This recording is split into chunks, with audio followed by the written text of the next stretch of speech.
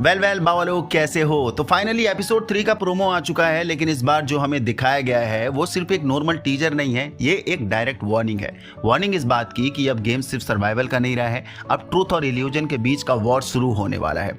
Bottle tree, light house और boy in white का गुस्सा, ये सब रैंडम नहीं दिखता इस प्रोमो में। हर एक सीन चिल्ला के बोल रहा है टाइम इज रनिंग आउट। और सबसे डेंजरस बात, इस बार आंसर्स के साथ साथ सैक्रिफाइस भी ज्यादा करना पड़ेगा।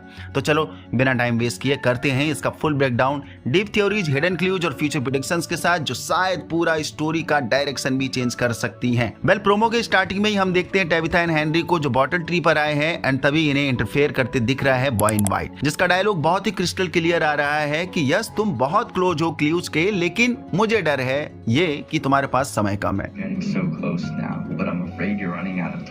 ये सब तो ठीक है, पर बॉय इन वाइट पिछले सीजन 3 से इतने गुस्से में क्यों दिख रहा है, इतने रूड बिहेवियर के साथ क्यों दिख रहा है। लास्ट टाइम जब विक्टर से इंटरेक्ट करने आया था तब भी बॉय इन वाइट गुस्से में था और विक्टर को खरी खोटी सुना कर गया था कि मैंने तुम्हें वार्न किया था and now I can't help you, जब विक्टर बॉटल ट्री को काटने आया था। एंड वही टेम्परामेंट एंड गर्ज में अभी भी दिख रहा है, जैसे बॉय इन वाइट किसी उम्मीद में था और अब इनसे हो नहीं पाया। ऑल्सो बॉय इन वाइट ने बहुत हेल्प करने की कोशिश तो करी, लेकिन इन्हीं जड़ बुद्धियों को वक्त पर समझ में नहीं आया। सो जब बॉय इन वाइट यहाँ अपीयर हुआ होगा, टेबिथा ने उससे जरूर ये पूछा होगा कि लास्ट टाइम तुमने मुझे लाइट हाउस से ऐसे क्यों फेंका था, क्या वही रास्ता था? या फिर टेबिथा ये भी पूछ सकती है कि लाइट हाउस से गिरने पर ही एक्चुअल बाहर निकलने का रास्ता है? या फिर टेबिथा ये भी पूछ सकती है कि इसके अलावा भी मैं कैसे हेल्प कर सकती हूँ सभी लोगों की? ऑल्सो आंकुई किड्स को कैसे आजाद करा जा सकता है और इस टाउन का कर्ज कैसे खत्म किया जा सकता है? बाकी यहाँ आप नोटिस करोगे तो बॉय इन वाइट पहले से काफी बड़ा हो चुका है और चेंज तो वो दिख ही रहा है, सीजन 3 से ही चेंज दिख रहा है। बट ये कॉन्सेप्ट यहाँ समझ में नहीं आया। अगर मेकर्स बॉय इन वाइट को एक गुडविल एंटिटी के रूप में प्रस्तुत कर रहे हैं, गुड सोल के रूप में दिखा रहे हैं, तो इसका एजिंग प्रोसेस से क्या ही मतलब बनता है? सोल्स कभी एज नहीं होती, वो इमॉर्टल होती है। डिविनिटी पावर्स कभी भी एज नहीं होती है, मीन्स उनकी उम्र थम जाती है। पर ऐसा यहाँ क्यों हो रहा है? मेकर्स इस चीज को ऐसे भी मेंटेन कर सकते थे कि बॉय इन वाइट की कास्ट चेंज कर देते अगर वही बच्चा बड़ा हो रहा था तो, और वही बच्चा देखने को मिलता जो स्टार्टिंग से इंट्रोड्यूस हुआ था, यानी वो नन्हा सा बॉय इन वाइट, क्योंकि वो गुडविल एंटिटी है। यानी ये हिंट मिलता है कि प्योर सोल जो डेकेड्स ऑफ डेकेड्स से यहाँ पर आ रही है, यानी बॉय इन वाइट के रूप में, ये कभी भी एज नहीं होती और हेल्प ही कर रही है। तो एक थ्योरी यहाँ आती है कि क्या सही में बॉय इन वाइट एक अलग दुनिया से आ रहा है? मींस पैरेलल में एक और वर्ल्ड टाइमलाइन चल रही है जिसमें boy in white and gym ये सारे लोग फंसे हुए हैं।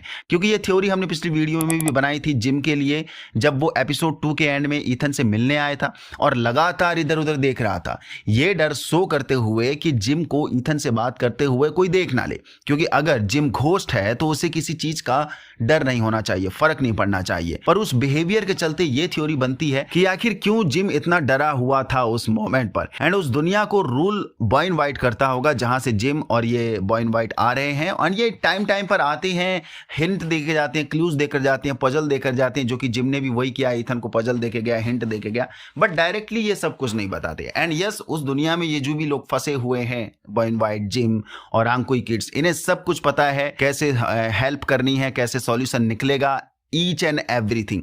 बट ये अलाउड नहीं है खुल के सब कुछ बताने के लिए, सिर्फ क्लूज और हिंट ही दे सकते हैं, और वो भी चोरी छुपे आते हुए। सो मे बी दैट्स वाई ये थ्योरी यहाँ बनती है कि अगर पैरेलल में वर्ल्ड होगा तो यहाँ पर ये लोग ऐसे हेल्प करने की कोशिश कर रहे होंगे। So it just theory. Now हम इसी प्रोमो में आगे देखते हैं, हेनरी टेबिथा को रोक रहा है पोर्टल में जाने के लिए, ये बोलकर कि ऐसा करने पर तुम मारी भी जा सकती हो।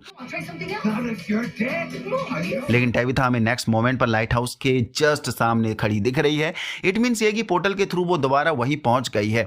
सो यहां एक चीज क्लियर होती दिख रही है कि बॉटल ट्री टेबिथा को वहीं भेज रहा है जहां वो जाना चाहती है ईच टाइम। इट मींस ये कि बॉटल ट्री सिर्फ और सिर्फ टेबिथा को ही फेवर कर रहा है जब भी वो जाना चाह रही है, वरना हमने ये देखा है बॉटल ट्री किसी को भी रैंडम प्लेसेस पर टेलीपोर्ट कर देता है। और पिछले ही सीजन में डेल ऐसे ही तो मारा गया था बॉटल ट्री पर जाने से, और दीवार में चुन गया था अनारकली की तरह। एंड इसी टेलीपोर्टेशन से एक और कनेक्शन सामने आया है। रूट सेलर में जेड को जो बॉडी पत्थर के नीचे दबी देखने को मिलती है, जिसके लिए थ्योरी ये है कि वो पास्ट रीइंकार्नेटेड वर्जन है जेड का ही। सो जेड ने भी पिछले टाइमलाइन में अटेम्प्ट किया होगा कि इस बॉटल ट्री से सॉल्यूशन ढूंढने के लिए वो गया होगा, और उसे बॉटल ट्री ने पत्थर के नीचे कुचल रिहर्सल दिया होगा फिर, जो कि न्यू लीक्ड ट्रेलर में जेड को उसके सारे रीइंकार्नेटेड वर्जन देखने को मिलते हैं। जिसने भी ये देखा है तो जेड की थ्योरी तुम्हें मालूम होगी, नहीं देखा है तो ये जरूर देख लेना ये वीडियो, जहां मैंने डिटेल में इस ट्रेलर को ब्रेक डाउन कर रखा है जेड की पॉसिबल थ्योरीज को। सो यहाँ क्रिस्टोफर है, यहाँ वन आइड स्कल होल्डर है, यहाँ पर वर्ल्ड वॉर सोल्जर है, एंड ये रहा पत्थर से दबा कुचला इंसान यहाँ पर। तो ये चारों जेड के ही रीइंकार्नेटेड वर्जन पास्ट के लगते हैं, हाथ में वायलिन पकड़े हुए। Back to the plot. So only Tabitha को ही ये बॉटल ट्री उसकी डेस्टिनी के लिए फेवर कर रहा है और किसी को फेवर नहीं कर रहा है। एंड यही चीज मिरांडा के लिए भी बॉटल ट्री कर रहा था या कर रहा होगा, तभी तो मिरांडा फुल श्योर थी उस नाइट जब वो बॉटल ट्री पर भाग कर आई थी कर्ज को खत्म करने के लिए, बच्चों को आजाद करने के लिए। और मिरांडा उस दिन बहुत क्लोज थी कर्ज को तोड़ने के लिए, इसलिए तो स्माइली को मैदान में उतरना पड़ा और उसे भाग के फिर मिरांडा को ही मारना पड़ा। एंड उसी रात फिर 1978 का वो बिग मैसेकर हुआ था पूरे टाउन में, जिसके बाद सिर्फ और सिर्फ विक्टर ही बचा था, बाकी सभी लोग मारे गए थे और वहां से नई साइकिल स्टार्ट हुई थी। पर वहां सबसे बड़ी शॉकिंग बात ये थी कि स्माइली भाग कैसे सकता था, क्योंकि मॉन्स्टर क्रिएचर कभी भागते नहीं दिखे हैं, वो स्लोली वॉक करते ही दिखे हैं। सो अब मेरे पास उसका आंसर है जो पहले भी कई बार लोग पूछ चुके थे, तब मेरे पास नहीं था कि स्माइली कैसे भाग पाया उस रात। स्माइली उस दिन भागा इसलिए होगा क्योंकि वो स्माइली होगा ही नहीं, वो होगा मैन इन येलो जो सेफ शिफ्टिंग कर सकता है आसानी से। यस, थोड़ी वियर्ड थ्योरी है बट लॉजिक है इसके पीछे। क्यों? क्योंकि man in yellow knows very well कि टेबिथा का वर्जन हर बार मेमोरी रिकॉल करता है जब भी नई साइकिल स्टार्ट होती है, और मैन इन येलो अपनी रियल फॉर्म में आ गया उसके सामने यानी टेबिथा के, तो टेबिथा तो पहले ही पता चल जाएगा कि असली थ्रेट ये मॉन्स्टर्स नहीं है, असली थ्रेट है ये अपना मैन इन येलो। सो वहां पर क्योंकि मिरांडा सॉल्यूशन के बहुत क्लोज थी, इसलिए मैन इन येलो को सीधा मैदान में उतरना पड़ा और उसकी आइडेंटिटी डिस्क्लोज ना हो जाए, इसलिए वो स्माइली की फॉर्म में आकर मिरांडा को मार गया, ताकि जब दोबारा से मिरांडा वापस आए तो उसे यही रिकॉल हो कि उस दिन मॉन्स्टर ने ही उसे मारा था और वो सेफली बचे रहे। क्योंकि मिरांडा का वो पूरा इंसिडेंट टेबिथा को याद आ गया है, सीजन 3 में देखा हमने, एंड उसने वो भी देखा कि स्माइली ने उसे भाग के मारा था। तो मैन इन येलो अगर रियल आइडेंटिटी में होता तो टेबिथा को वो भी दिखता। सो ये कारण हो सकता है उसके पीछे कि स्माइली उस दिन क्यों भागा होगा। Now back to the plot. Tabitha lighthouse के सामने दिख रही है, अब यहां वो कितनी सफल होती है अगेन वो तो एपिसोड 3 में ही पता चलेगा। क्या फिर से वो कैम्डन वापस जाएगी या फिर चिल्ड्रंस के कर्ज को तोड़ने के और करीब जाएगी, या उसे कुछ न्यू हिंट्स एंड क्लूज और मिलेंगे सही तरह से रिचुअल्स को कंप्लीट करके टाउन्स को कर्ज को ब्रेक करने के लिए। बाकी टेबिथा अगर फिर से कोशिश कर रही है तो इसका मतलब टेबिथा जेड के साथ इंटरेक्ट कर चुकी है एंड दोनों ने मिलकर बैठ के बात कर ली होगी। इट मींस ये कि टेबिथा और जेड के बीच में एक केमिस्ट्री देखने को मिलेगी इन फ्यूचर, जिसके लिए काफी फैंस इंतजार भी कर रहे हैं कि टेबी और जेड के बीच में एक फाइन केमिस्ट्री देखने को मिले। पर जेड ने टेबी को अलाउ कैसे कर दिया बॉटल ट्री पर आने के लिए, क्योंकि डेल का एग्जाम्पल सभी को मालूम है, उसने जिद करी और मारा गया। सो टेबी यहां अकेले चोरी छुपे आ रही होगी और हेनरी शायद इसे यहीं पर मिल गया होगा या इसे चेज करते हुए आया होगा, क्योंकि टेबी को पता है आफ्टर डेल एक्सीडेंट मुझे कोई विलिंगली यहां आने ही नहीं देगा, यानी बॉटल ट्री पर। बाकी नेक्स्ट सीन में हम ये क्रो देखते हैं और यहां दो बंदे भागते हुए दिख रहे हैं जो कि जेड एंड बॉयड जैसे प्रतीत हुए हैं। वेल क्रोज के सीजन 4 में काफी बूस्ट करा जा रहा है इन्हें, एंड यस यहां ये क्रोज मिस्ट्री भी रिवील होती दिख सकती है इन फ्यूचर, क्योंकि फ्रॉमविले में कुछ भी ऐसे ही इंट्रोड्यूस नहीं होता है, सबका कुछ ना कुछ मतलब होता है और इंपॉर्टेंट कनेक्शन होता है। बाकी क्रोज को लेकर हमने ये थ्योरीज बनाई थी पिछली वीडियोज में कि ये क्रोज में भी वो सभी मरे हुए लोग होंगे जो अभी तक फ्रॉमविले में मरते आ रहे हैं जब भी साइकिल रीस्टार्ट हो रही है इस वाले फॉर्म की। बाकी नेक्स्ट सीन में अकोस्टा एंड बॉयड एक साथ चर्च में दिख रहे हैं, क्योंकि लास्ट एपिसोड में अकोस्टा ल्यूनिटिक बिहेव करते हुए आउट ऑफ कंट्रोल हो गई थी, जिसके बाद बॉयड ने उसे हैंडकफ कर दिया था और मे बी अकोस्टा को यहां चर्च में कैदियों की तरह डाला होगा।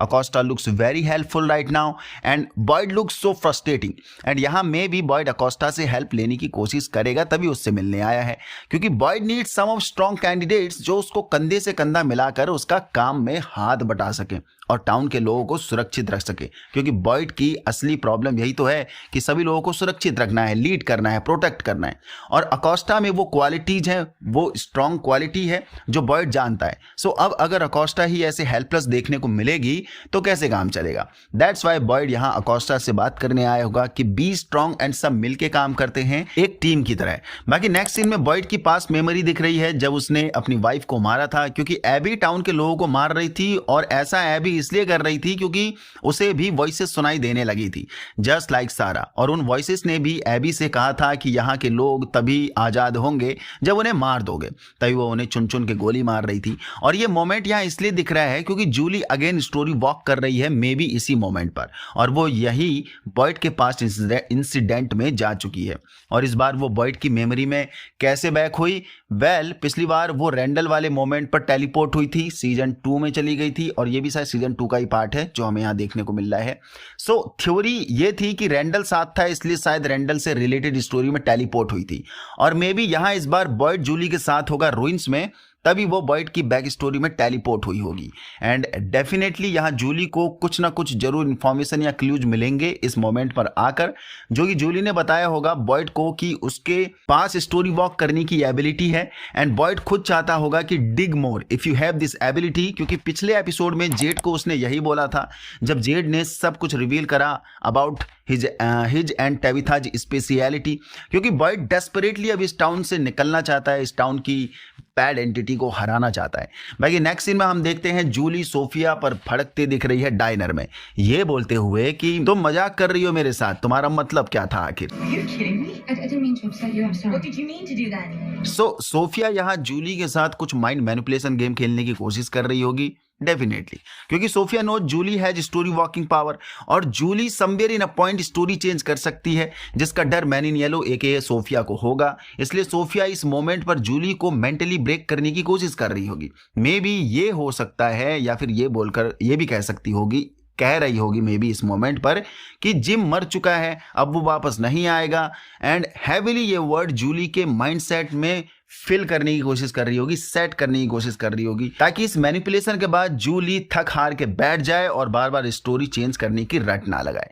तभी जूली ने एकदम रेसिस्ट किया होगा, तुरंत उठ के भागती भी दिख रही है, और डायलॉग भी चिपका रही है कि how dare you to say that, means ऐसा ही सेंस बन रहा है। तो देखते हैं सोफिया का क्या माइंड गेम खेल रही है एपिसोड 3 में, जो कि संडे को हमें थर्ड एपिसोड मिल जाएगा। खैर मैं काफ़ी डेस्परेटली वेट कर रहा हूँ एपिसोड 3 के लिए। आप लोग कितना कर रहे हो वेट, जरूर बताना नीचे कमेंट बॉक्स पर। आपने भी इस प्रोमो को देख लिया है तो तुम्हारे हिसाब से क्या फ्यूचर प्रेडिक्शंस एंड थ्योरीज हो सकती हैं फ्यूचर आर्क स्टोरी के लिए? ऑल्सो इन थ्योरीज के बाद अगर तुम्हारे पास और भी कुछ निकल रहा है तो जरूर बताना नीचे कमेंट बॉक्स पर। यहाँ तक पहुँच गए तो आपको वीडियो पसंद लाइक कर दीजिए, नया हो तो चैनल को सब्सक्राइब कर दीजिए।